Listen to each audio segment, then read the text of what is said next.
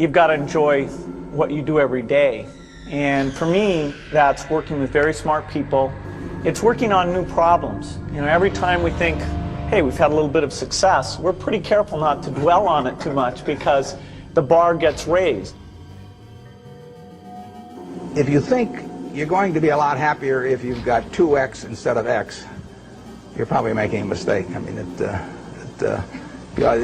you ought to find something you like that works with that, and you'll get in trouble if you think that making 10x or 20x is the answer to everything in life, because then you will do things like borrow money when you shouldn't, or maybe cut corners on things that your employer wants you to cut corners on. Or it just doesn't make any sense. You won't like it when you look back on it. If you're going to start a company, it takes so much energy that it better overcome your feeling of risk.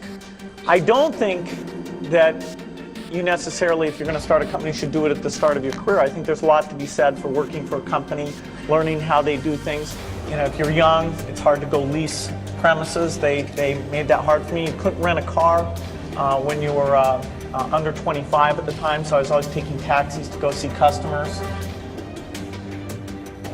It never bothered me if people disagreed with what I thought, as long as I felt I knew the facts. I mean, there's a whole bunch of things I don't know a thing about. I just stay away from those.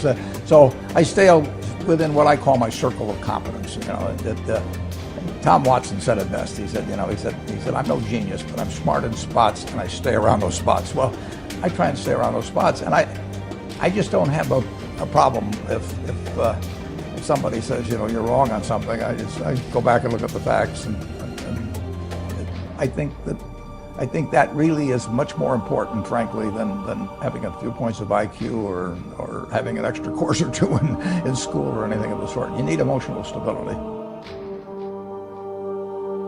I talked to my dad, I talked to Warren, I talked to my wife Melinda.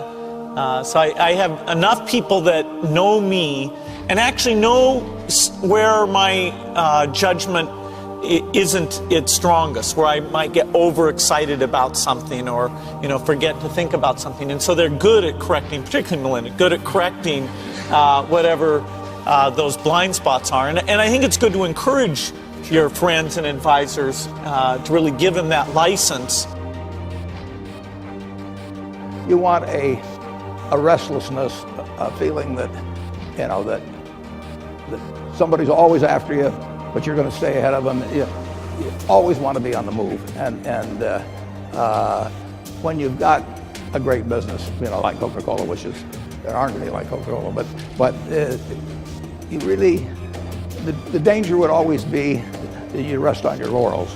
But I see none of that, obviously, at Coca-Cola. But that is the key, to compete the same way when you've got 1.8 billion servings being sold daily as when you were selling 10 a day. And that restlessness, that belief that tomorrow is more exciting than today, you just have to have it permeate the organization.